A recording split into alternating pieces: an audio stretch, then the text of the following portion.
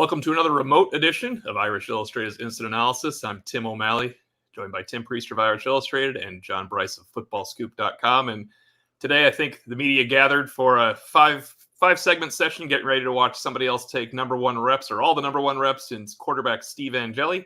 He missed practice today with an illness, as did junior Tui Halamaka. But John, you followed the Irish offense for our brief viewing and get to see a lot more of Kenny Minchey and CJ Carr than I guess we ever have attending one of these practices.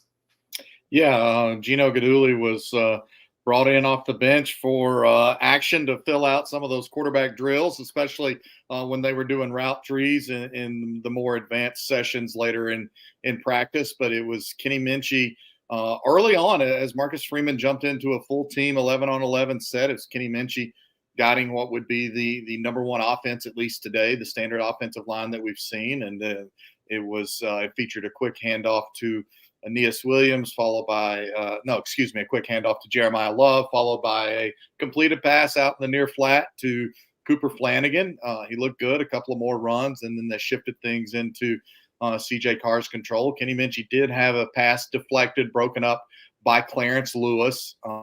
It was a good throw. It was maybe just a hair late, not at all a bad throw. And Clarence Lewis just had really good coverage on the end route and broke on the ball and deflected it. But he seemed comfortable. CJ Carr looked comfortable. He worked with Aeneas Williams, quick handoff to him.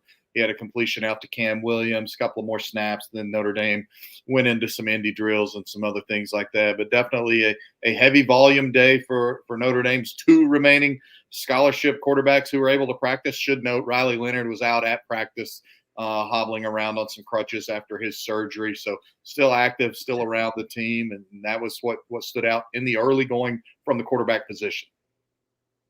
Tim, you were searching the rookies today at practice while I had defense, but we had a chance to talk to running backs coach Dylan McCullough, and you had a chance to interview Jadarian Price, who we want to label a future lead back, whether his position coach likes lead backs or not. Yeah, I asked Dylan McCullough if Jadarian Price was ready to be a lead back, and he acted like he's never had a lead back before. Even though last year, Estime carried 215 times last year, but I get what he was saying, that he does. We all know he likes to use multiple backs, but Estime's gone, and I think Notre Dame Nation, Notre Dame fans should be excited about the combination of Jadarian Price and Jeremiah Love. Jadarian Price impresses us every time he meets with the media, very mature. McCullough has wanted him to gain weight, and he's in the 204, 206 range, and that's about right for him. McCullough even said, I don't want him trying to carry bad weight. When he first started harping on his weight, it was, when Price was in the 185, 190 range. And so he's fine there. And then the interesting thing with Jeremiah Love is what you can do with him as a catcher of passes. They have him running routes as a receiver, not just throwing him out there and saying, hey, run a route. He actually does spend some time with the receivers to learn some of the nuances. And so when you put that together with what Mike Denbrock wants to do, a lot more 11 personnel, which Price acknowledged today that they're doing that, it's really exciting. Of course, Jabron Payne is the best blocker back there. Pad Level is the best short yardage guy. He eventually ceded that spot to Audric Estime later in the season last year, as you pointed out, Tim. But it's a good group, and I think it's really, really exciting what Jadarian Price can do as probably the lead back, the guy that probably gets more straight handoffs. Right. With Denbrock as a coordinator, I think Jeremiah Love gets a whole bunch of touches, but in a different way than Price does. And Price kind of still bemoaned that he left some yards on the field in El Paso against Oregon State in the Sun Bowl. So he's looking great. Love is doing a variety of things. I think that combination together, especially with what they're doing with Love in the passing game, can be pretty lethal. And Dylan noted as we were there, TP, that maybe Jadarian is perhaps considered the more traditional or natural running back, but that Jeremiah Love just has that twitchiness about him that allows him to showcase some versatility, to be able to take some of those reps as a wideout. And also important to note, he said, look, this wouldn't be a conversation if he wasn't already grading so high at the running back position, saying you don't play for me unless you're grading at an 85, and noted that Jeremiah Love had been well above that 85. He talked about his certifications for 2-minute and third down backs. And I think Price, you guys have a little more insight on Price talking about needing to earn his certification. I think he said that Jeremiah Love and Jabron Payne are the only certified backs in his book that are both third down certified and 2-minute drill, 2-minute back certified. Yeah. Go ahead, Tim. Well, that certification, I was talking to Price about it, but that certification comes from, look, Jeremiah Love wouldn't be taking snaps with the whiteouts if he didn't have the third down certification as a running back. And so I want to point that you mentioned it, that him and Jabron Payne are the only two that have gained that notation with their name. Again, another exciting part of that offensive backfield. And McCullough. And one more quick thing from me. Oh, sorry, Tio. One more super quick thing from me on Dylan McCullough that I picked up on that he said downstairs. And we've touched on this before on our podcast on Irish Illustrated and at Football Scoop as well. Dylan McCullough was approached by multiple programs in the offseason with an opportunity to move on into some high-profile running back positions, maybe also get a title or maybe return to the NFL. He made it clear he's very happy here at Notre Dame. He was responding to Marcus Freeman saying he's a future head coach. Again, Dylan leans into that. I personally believe he's a future head coach, but he did make it clear that he was approached again this offseason. He obviously has remained with the Irish. I think he's incredibly, incredibly valuable what he's brought to this program. You guys mentioned Jeremiah Love's grade is high enough so he can dabble a wide receiver. The guy that's grade is always high is who Dylan McCullough called the silent assassin in Jabron Payne.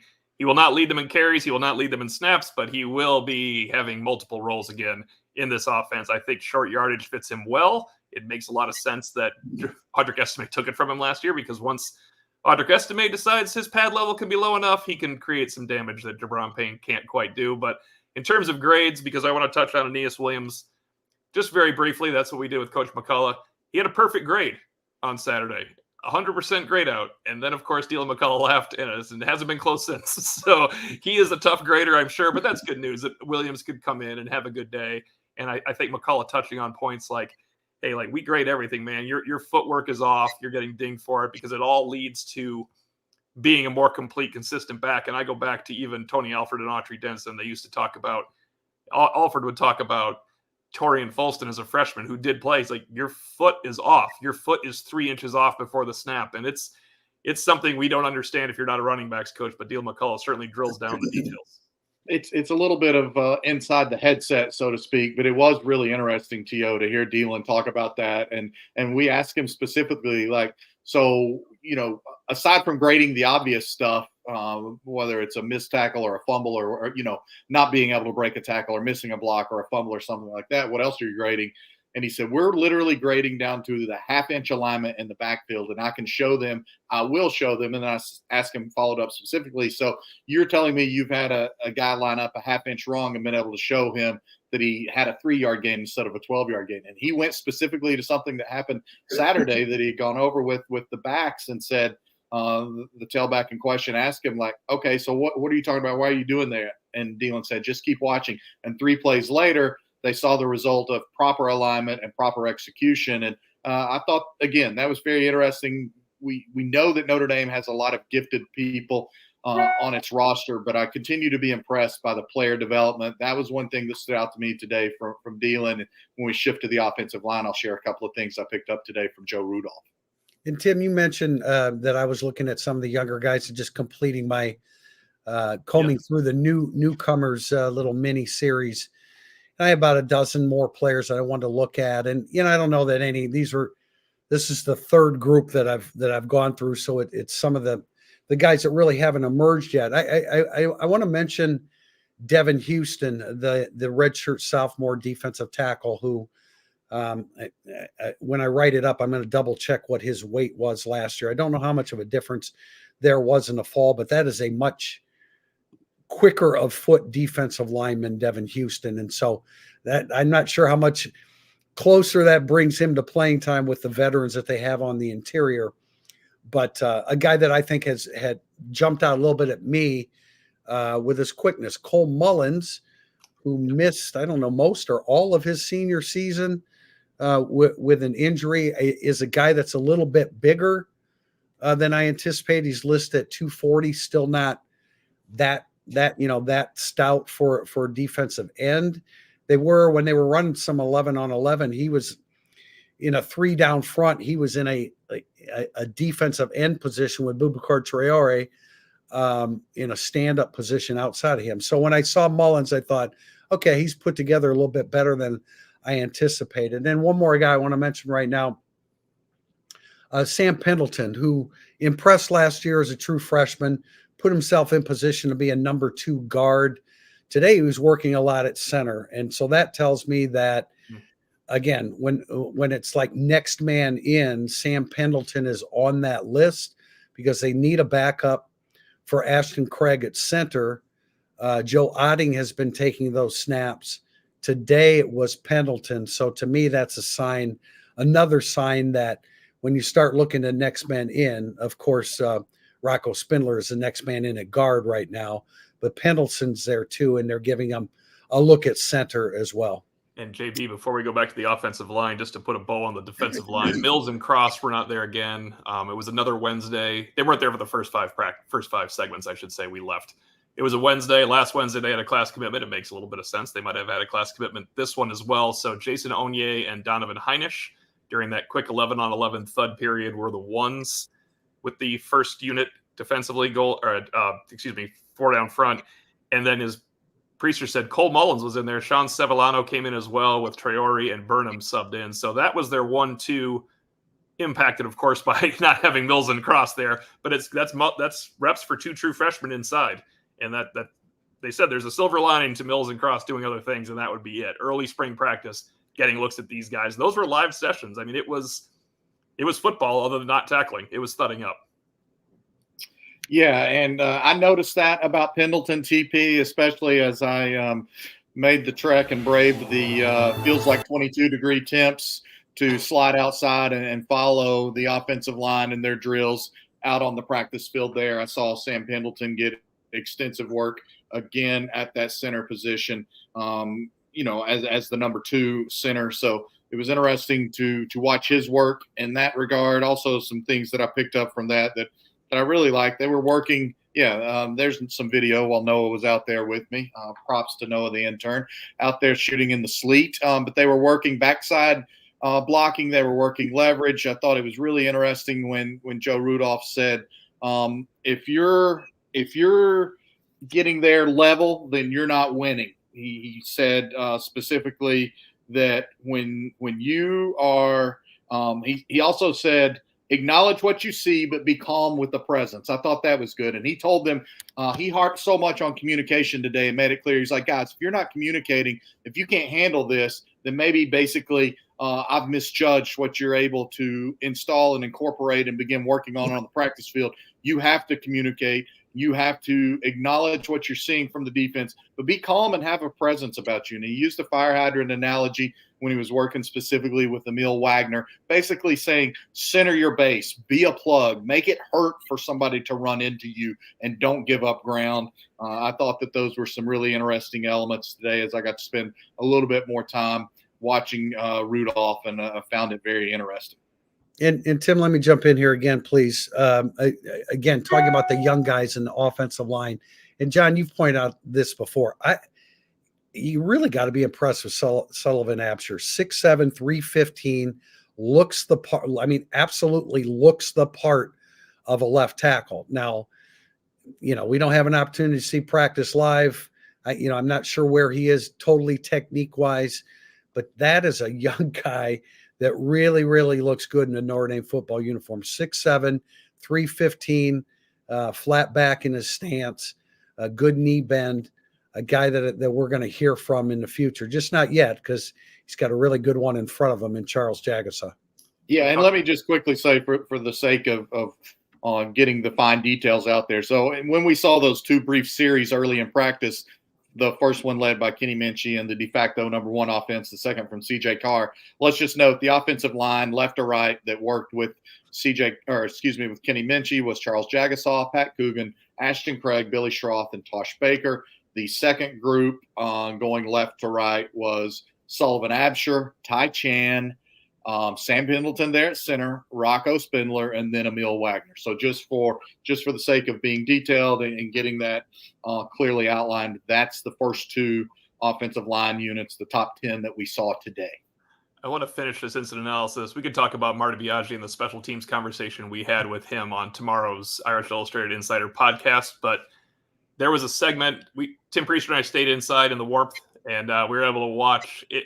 When I say goal line, I don't want people to think goal line drill, that they're at the 2-yard line when I give you this defensive alignment. It was goal line snaps from the 8-yard line.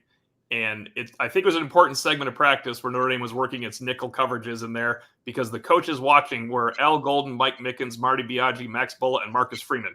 So this was a big part of the early practice. That is the entire defensive brain trust involved in this. And we saw what you would expect. Clark was the first nickel, Jaden Mickey to the field, Clarence Lewis to the boundary because he's replacing Benjamin Morrison on the boundary while Morrison's out with the shoulder injury. Xavier Watts, of course, and Adon Schuler. They were followed by Micah Bell at nickel, Christian Gray at the field. And if people are wondering why Gray wouldn't just go opposite Mickey, Gray and Mickey are battling for the field spot opposite Morrison in the future. So they're going to keep doing that in practice. Yeah. And then, of course, I saw Chance Tucker out there, Luke Talich, and Ben Minnick, who is back now wearing number 13. I think I saw Kennedy Urlacher work in too, but it was interesting there. It was all working on passing off crossing routes in nickel coverage. And then it got really interesting when they brought in linebackers too, because you all of a sudden had 8 guys out there, which means it's a 3 down front. We didn't see any defensive linemen, but if you have 3 linebackers and 5 defensive backs, it's a 3 down front. And it was usually Jalen Sneed and Jack Kaiser were joining the nickel, and then Jaden Osbury would come in and join the nickel as well. And they did work in KVA, the freshman. I noted that he was standing next to Marcus Freeman the first few reps, Tim, and then he worked himself in. So it struck me that the entire defensive brain trust was down here working on this for about 10 minutes. Yeah, and with regard to the young safeties, I mean, I think Urlacher is well behind the pack right now. Yeah, he was involved in the session. That's and in evaluating these young guys, he's 5'11" and Minnick is 6 foot. It's just not an ideal size. I think Minnick, skill set wise, is probably pretty close to being able to contribute, but the size is a bit of a limiting factor. We had a question from Sky Shark 425 of net positive or negative with the offensive line. We really haven't seen a ton of live stuff, and so I don't want to commit one way or another. But as JB was reading the first team and the second team, when you start putting the 10 guys together, and Absher's a backup, and Spindler's a backup, and Wagner's a backup, those are some guys that I don't think Ty Chan necessarily is really in the mix for playing time. And then you have Pendleton as the backup center. I think when you start adding all that up together, there's more than 5 offensive linemen there that could probably go in and play. Most of them are young, so we don't know exactly how they would, handle live competition. But net positive or negative, I would say positive from the standpoint that I like the amount of bodies and the quality of the bodies in the player in the 2 deep on the offensive line. That was exactly, I was getting ready to try to make sure we addressed Scott Shark's question when you chimed in on Kennedy Urlacher there just a moment ago, TP. But that was going to be my point. Look, we'll know a lot more after April 13 when we get to see our next full practice, and I think that's set to be a scrimmage. We'll have a better idea of the tackles. Particularly, I want to see a lot from the right tackle position. But as I wrote the practice report today, as I stood out there, I would say I'm net positive on the sum of the parts right now. But I still really want to see particularly Tosh Baker challenged by the Notre Dame defense when we see that session the penultimate Saturday before the spring game. Notre Dame will break for a week for Easter. We will break for 1 day before the Irish Illustrated Insider podcast tomorrow, but you guys will be back next week to watch another partial segment of practice. And as JB noted, April 13th should be a good one, which should be a full scrimmage, and that is when we can answer a lot of questions about the lines, the running backs, the linebackers, and all the physicality that you don't get to see as much. I mentioned to Priester, we were walking out. It's like, this is going to be a physical practice we're walking out of. I can tell the way they warmed everything up. They were getting ready to hit. That happened without us. But that's it this time for Irish Illustrated Instant Analysis. We'll be back with a podcast tomorrow. For Tim Priester of Irish Illustrated, John Bryce of Irish Illustrated, and FootballScoop.com, I'm Tim O'Malley. Thanks for joining us.